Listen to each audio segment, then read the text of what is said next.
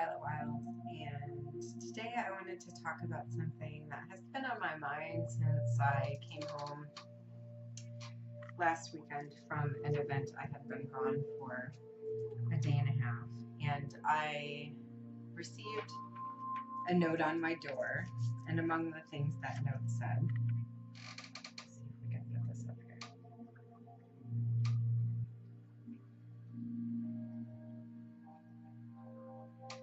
So it's talking about 5 things you have to realize. And the very first thing that it says that you have to realize, number 1, is that you are a sinner before God. And then it goes on to quote the Bible. One line of text, as it is written, there is none righteous, no, not one, in Romans 3:10. And in Romans 3:23, for all have sinned and come short of the glory of God. And then it continues on about sin and breaking God's laws and these types of things. And there's been a lot of times when I thought to myself, what is the point of making videos? There are so many people who are out there talking about things and giving a lot of information. But this kind of thing is something that makes me feel like I really do want to have something to say about things like this, because I know that when I come home and receive something like this in my door, that many other people on my block, in my neighborhood and around, have received these messages also. And I also know that people are distributing these messages as well, and that people are congregating together to celebrate the meaning of these messages. And I really don't mean any sense of disrespect against those people, but at the same time, I have come through a journey of life that has led me to a deep understanding for what is actually behind those messages and how the use of this type of propaganda is actually hurting people and causing issues amongst people and within people and those types of things. For instance, when a person reads a line that says you are a sinner before God, there's a sense that there's a judgment on you, and somebody out there, there's a place somewhere where a person has judged you and is trying to let you know that that somebody thinks that you're a sinner, and not just somebody, but God. And whether or not you believe in God, there's still sort of an impact to that statement that can hit somebody and cause, somebody to either think or to feel angry or to have some kind of a reaction. So there's the first thing. And then just like a lot of marketing and other types of technical and psychological maneuvers that you're seeing used actually a lot more and more in all different varieties of business and events and whatnot. But then you will get into where you're going to see a one-line statement from a book that is well known. So when you have a piece of information like that is well known, a book like the Bible, which whether you're into the Bible or whether you've even read the Bible or not, most people know what is being referred to when someone mentions the Bible.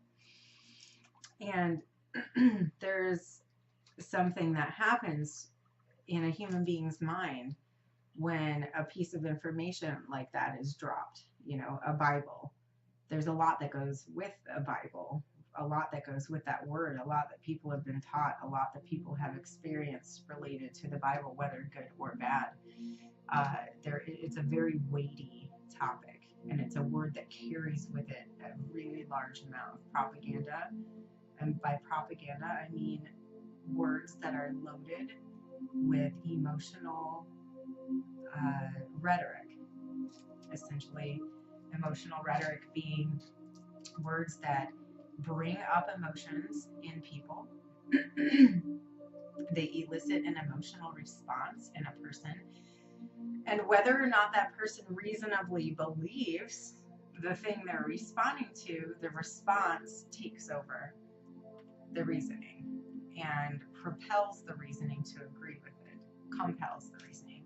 So in the sense of using a one-line statement from a book that already, with just mentioning the name of the book, a lot has been brought up within any human being who possibly lives on at least the American continent, which has been largely Christianized. And then we have in this statement 4, 5, 6, 7, 8, 9, 10, 11 words in a statement from a book this thick, even when you're printing in like 8-point font. Okay, so you're gonna take 11 words out of a giant book and tell me that these 11 words from this book prove that I'm a sinner before God. As it is written, there is none righteous, no, not one. So I want to take a look at where this text is coming from. I looked up. I have several Bibles actually, because I think it's important to understand the nuances of the differences between these texts. In some cases, because the way that they've been pitched out to people is a certain way from a different standpoint. So where you have the King James Version, it's being written from a certain perspective of Christianity, whereas when St. Jerome translated the Bible into the Latin Vulgate, and then it became the Douay Rheims version, the first English translation, you can see a little bit of a different perspective that it's being written from. Not necessarily that people are, I'm not really trying to cast a judgment on people's intentions in translating the Bible into their version, but the words that people use, the way that people say things and the semantics are actually very important when you actually get down to what is going on with people and what's going on with how it works in the mind and the responsiveness of the person and how they react. So when I'm looking up Romans 3:10 to figure out where this statement plays into the context of I just was looking at first at the chapter itself, not to mention the page and perhaps the context of the entire gospel in particular, which when you look at it, Romans 3:10, so Romans is a collection of gospels, which means that those are letters. Now, I'm going to go ahead and just make the assumptions that these people are real.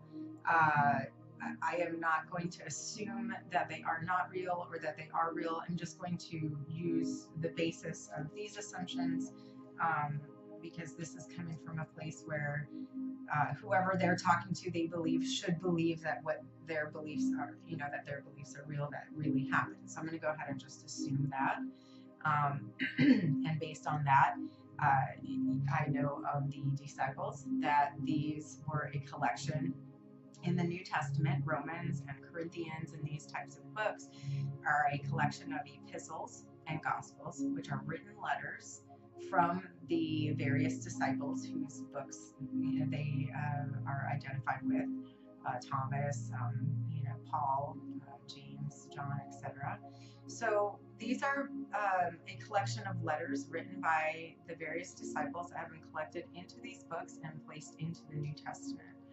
The letters were sent to their respective other congregations, etc. So, for instance, the letters to the Corinthians were sent to them to, have them reflecting on particular things that were being noticed as among the group.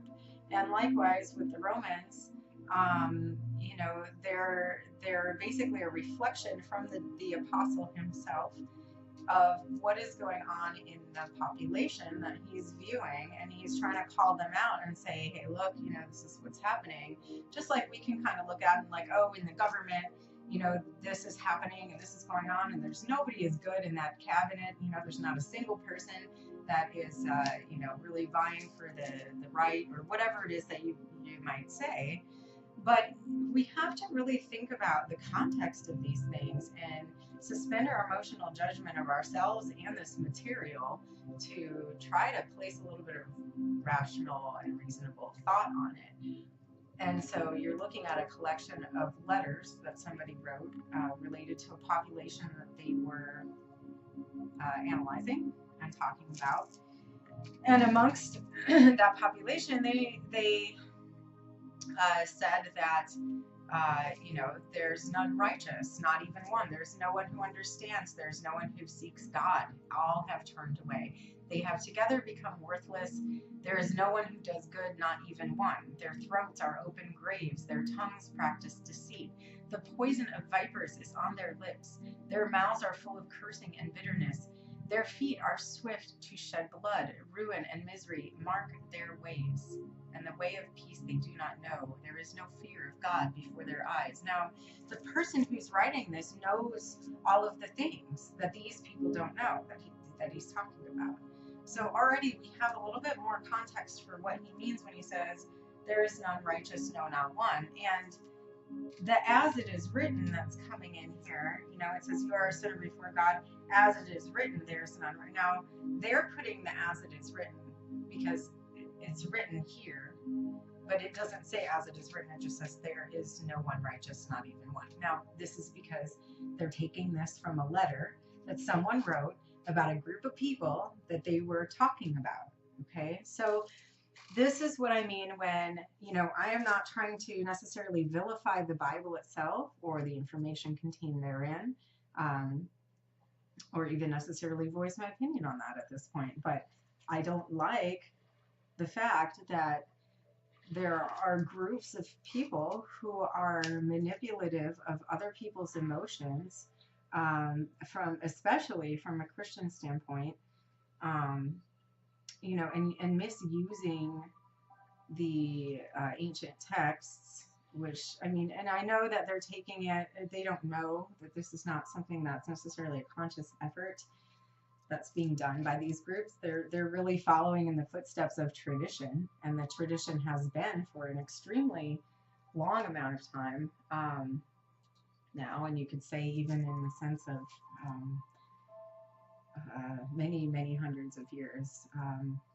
I don't want to actually give it a number necessarily, but I would say in the vicinity of several thousand years that this has been being done, where theology and religion and those things that are powerful because minds and hearts of people grasp at what is in them, what is driving their life, what is giving them breath, and wanting to connect with that, and wanting to connect with the intangible things that many of us human beings regularly experience that don't really have necessarily an explanation from our scientific perspective. So this desire that's very natural to human beings, I feel, has been exploited quite a bit in the religious scenery. Again, I don't know how conscious this effort is. It seems to be an evolution, but I really have been subject to it myself and subject to a lot of emotions related to it, and a lot of fears and things that I had to get over personally.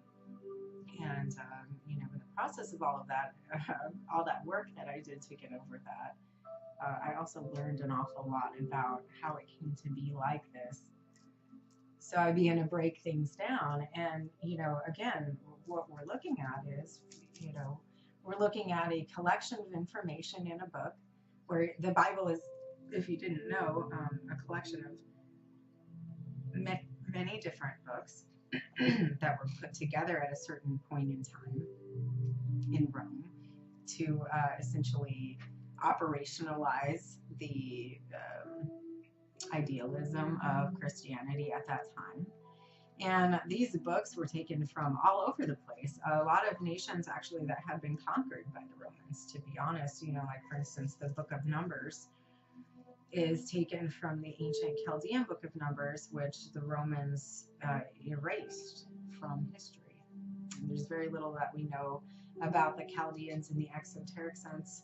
Exoteric meaning, outward, and what we know in general society. But in the esoteric sense, which is in the inner circles and in the inner schools, there is quite a bit actually known about the Chaldeans and the type of information that they possessed, the secret knowledge that they possessed and used as a society that was literally just sort of confiscated by the Romans at that time.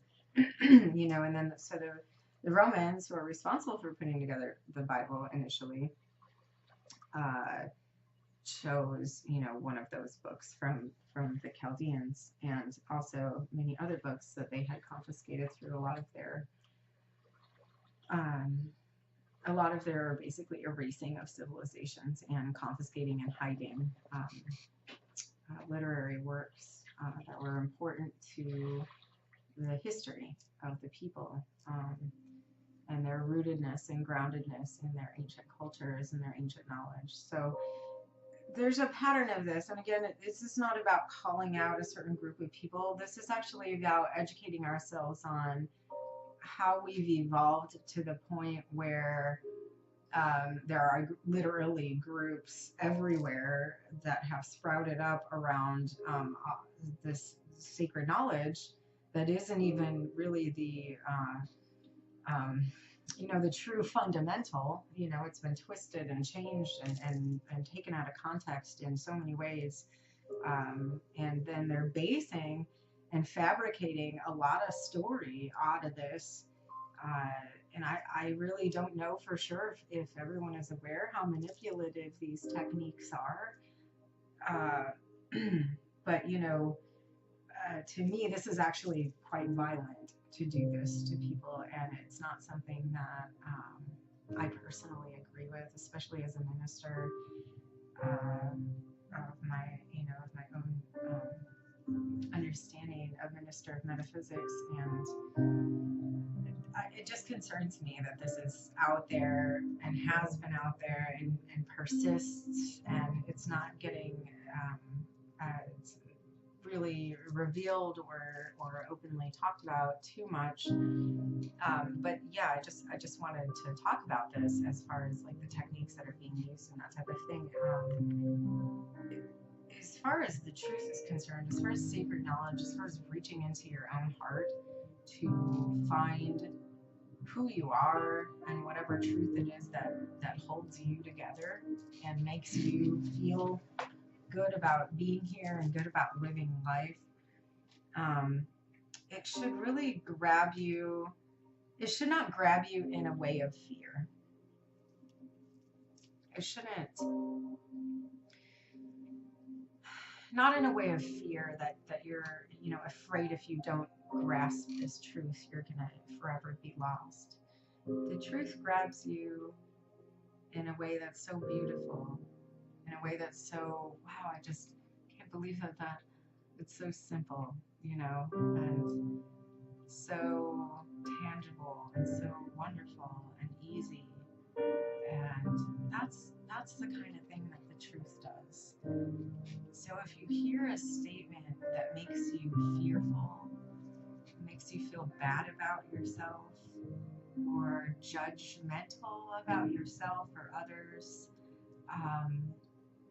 if you hear a statement or if you see practices that aren't respectful of other people's feelings, or and I'm going to say being done with love, but I'd like to take a whole episode to explain what I mean by love, but at least for the moment, being done with a sense of respect for others and acceptance for others and non-judgment of others.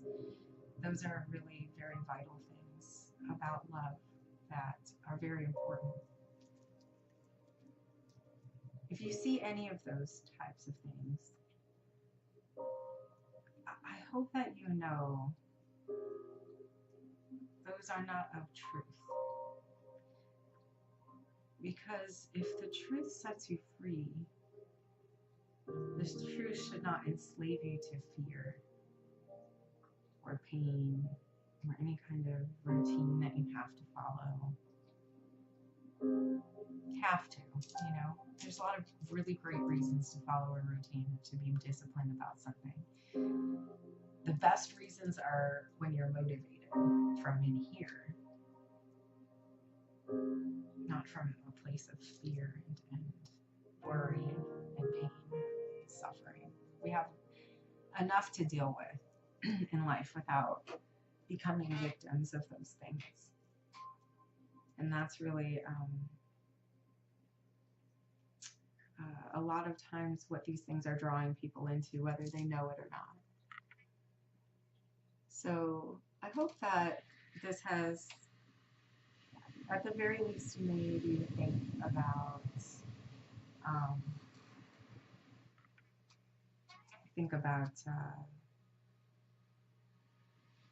at least where this stuff is coming from, and maybe some practical ways to break down ideas about, if you have these questions in yourself, am I doing the right thing?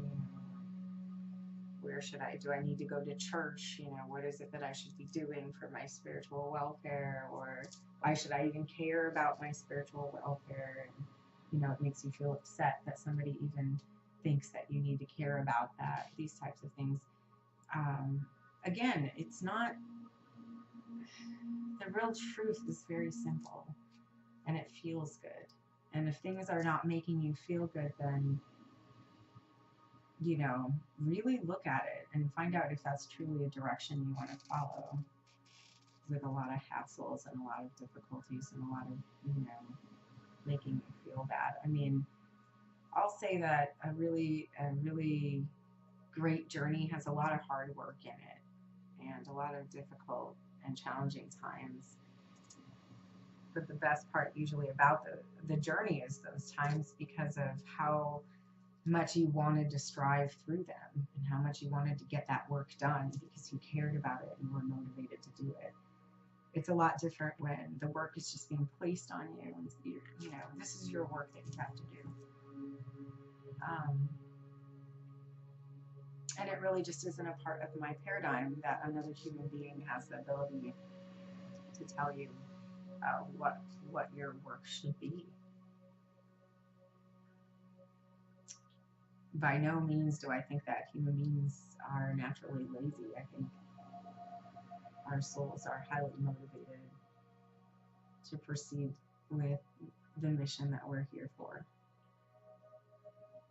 It's a matter of opening up to that knowledge. And if you need, finding the right guidance, but not a guidance that's going to make you feel fear or make you feel terrible. There's no need to feel terrible. There's no need to feel not righteous. And again, I guess I'll do more videos to talk about this if there's interest. But I would like to work on translating some of this stuff for you guys, because words like righteous, words like sin, words like love, even words like man and woman,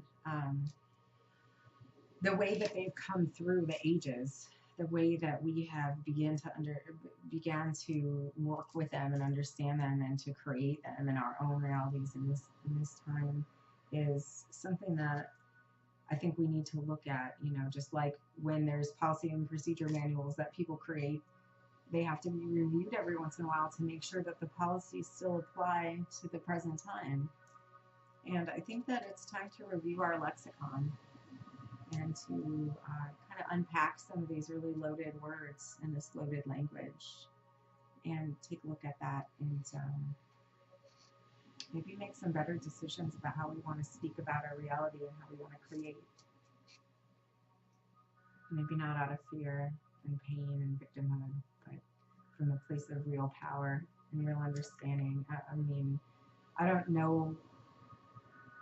I would definitely not be interested in ministry if it was about me trying to tell everybody how they were a bunch of jerks and you know, being, you know, and judging them from the start as being less than. My excitement is about bringing people into the understanding of how amazing human beings can be. And I'm not going to say how amazing we are because we're not quite there yet. But there are a lot of people who are really striving for that, who are striving to be the amazing human beings that we can be. And that's something that I really want to encourage. And I want to help people understand that we don't need fear to do that. We don't need to manipulate each other. We don't need violence. We need some discipline. We need some interest in our own motivation. We need some dedication to that. But those things are exciting. And so I hope that this has been helpful. And, you know, please let me know below. Press like and share if you think that this is a topic that somebody else that you know might be interested in hearing about. And let me know what you would like to hear about, if you'd like to hear about more along this topic, or if you want to hear about me unpacking some of these words that I talked about, or anything else that you can come up with, or if you have any comments, please let me know. And thanks a lot for listening. I appreciate your time and your interest. I hope you have a great day.